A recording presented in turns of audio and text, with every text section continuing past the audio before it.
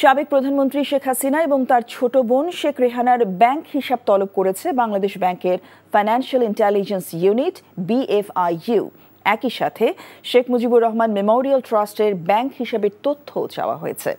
সোমবার BFIU থেকে দেশের ব্যাংক ও আর্থিক প্রতিষ্ঠানগুলোর কাছে এ সংক্রান্ত নির্দেশনা পাঠানো হয়। এ নির্দেশের ক্ষেত্রে মানি লন্ডারিং প্রতিরোধ বিধিমালার সংশ্লিষ্ট ধারা প্রযোজ্য হবে বলে BFIUর চিঠিতে বলা হয়েছে।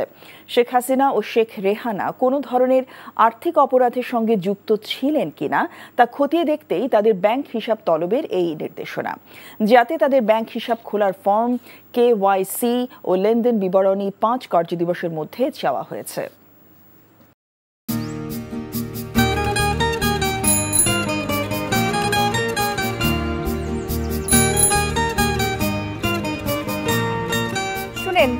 পুরুষ মানুষ তো এভাবে ভয় পেলে চলে না, মুখে সাহস রাখতে হয়।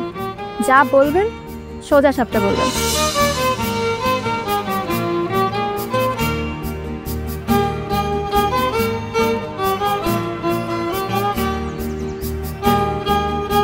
তো এই শীতে যে শীতের কাপড় ছাড়া আসছো, এটা কি ঠিক আছে? তোমাকে দেখার পর থেকে আমার জীবন থেকে শীত, গ্রীষ্ম, বর্ষা সব চলে গেছে, শুধুমাত্র তুমি আছো।